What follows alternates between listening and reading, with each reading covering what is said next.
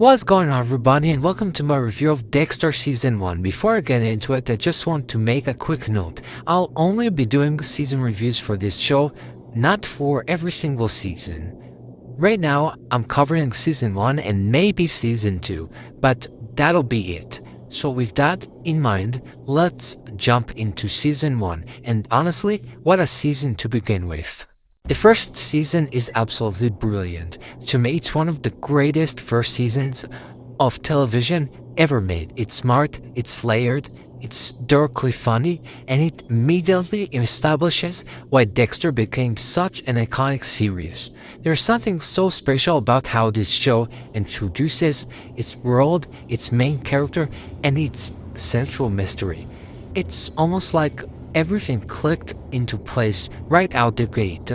I don't think many shows have ever had a pilot to finale run as consistently strong as Dexter Season 1. From the very first episode, you're hooked by the voiceover, by the strange morality of Dexter Morgan, and by the style of storytelling that lets us live inside the mind of a character we shouldn't relate to but somehow do.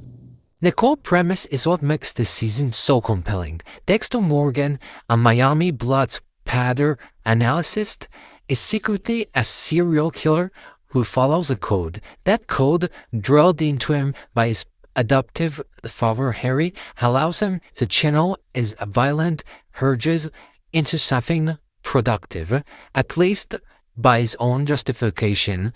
He only kills other killers, people who've escaped the justice system, and it's this moral gray area that the entire season plays with so well. As a viewer, you're constantly balancing your instincts. You know what Dexter is doing is objectively wrong, but the way the show represents it, you can't help but cheer for him, or at least understand him. The brilliance of Season 1 is that it doesn't shy away from Dexter's darkness. It embraces it, but filters it through such a fascinating psychological lens that you're glued to every scene.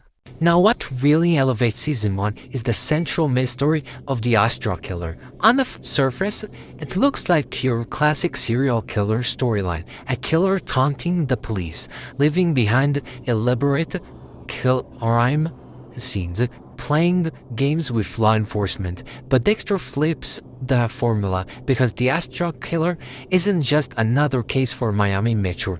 It's something deeply personal to Dexter himself. From the start, you can tell the killer knows things about him. The way the bodies are staged, the way the messages seem directed at him specifically, it's almost like the Astra Killer is less interested in the police and more interested in communicating with Dexter. That's what makes the season so brilliant. It becomes not just about catching the bad guy, but about Dexter unraveling a part of his own past and identity that he didn't fully understand.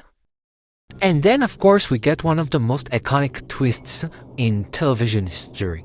The Astra Killer is actually Dexter's brother, Brian Moser. That reveal still gives me chills. It's not just a shocking moment, but it's thematically perfect.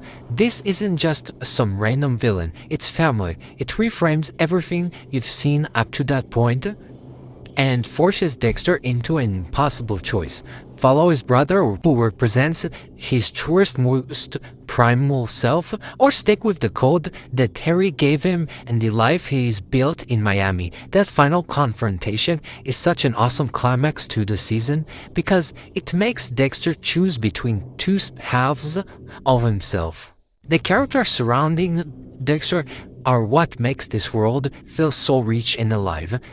Deborah Morgan, played by Jennifer Carpenter, is just phenomenal. She's fiery, ambitious, emotional, sometimes reckless, and yet she has such a big heart. Her relationship with Dexter is the emotional core of the show, and in this particular season, you really feel the bond between them, even though Dexter is constantly hiding who he really is from her.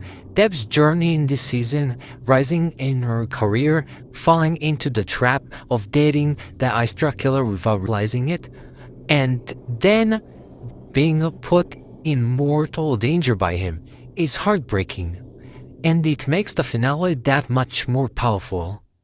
Rita is another standout. Julie Benz plays her with so much subtlety. On the surface, she seems fragile, a woman recovering from an abusive relationship, but she's actually stronger than most people give her credit for. The way she connects with Dexter without realizing what he's hiding gives the show this bittersweet edge. You want Dexter to succeed in his relationship with her, even though you know the foundation it's built on is shaky at best. The relationship also gives Dexter a glimpse of humanity, something beyond the code, and it becomes an anchor for him throughout the series. Then there's Batista, such a great character. He brings a lot of warmth and humor to the show, but he's also deeply compassionate, which makes him feel real and relatable. The same can be said for Dogs. Surprise, motherfucker! Who is such an essential part of this season. Eric King is incredible in that role. Dogs is one of the only people who can sense there's something off about Dexter, and that constant suspicion adds tension to nearly every scene they share. He's like the audience surrogate in a way. He can't quite put his finger on it, but he knows Dexter isn't what he seems. I also have to give a lot of credit to the acting. Michael Cera is absolutely iconic in this role. It's one of those performances where you can't imagine anyone else playing the character. He balances so many layers, charming on the outside, cold and detached internally, but always with this undercurrent of humor and intelligence. His voiceover work in particular is incredible because that's where we really live inside Dexter's head. Jennifer Carpenter is equally brilliant as Deb, giving one of the best raw and emotionally honest performances in the entire series. And then there's Kristen Camargo as Brian, who is chilling and charismatic in equal measure. Every single performance in Season 1 feels perfectly cast. The setting of Miami is another huge strength.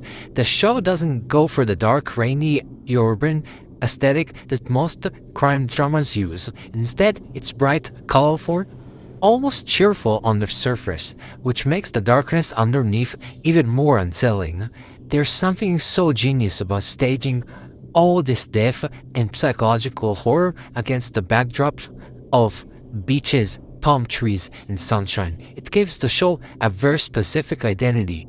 You know you're watching Dexter the moment you see it. The production design is also fantastic. From Dexter's TD apartment to the sterile crime scenes to the way Harry appears in these dreamlike mentor sequences, everything feels deliberate and atmospheric. So many iconic moments stand out, like the opening credits turning breakfast into a ritual of violence, Dexter's first killing the pilot, the plastic wrap method, and the ice truck killer's eerie displays.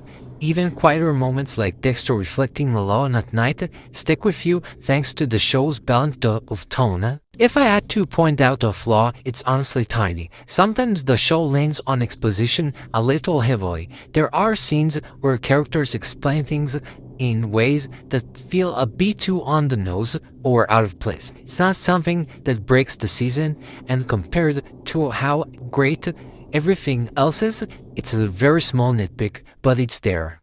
Overall though, I absolutely love Season 1 of Dexter. It's iconic, brilliantly crafted, and one of the best seasons of TV ever. The characters are compelling, the acting is phenomenal, the setting is unforgettable, and the Astra Killer arc is one of the greatest in television. It introduces the world perfectly, builds tension, delivers shocking twists, and ends both so satisfyingly and with room to grow. Nearly perfect. 9.75 out of 10.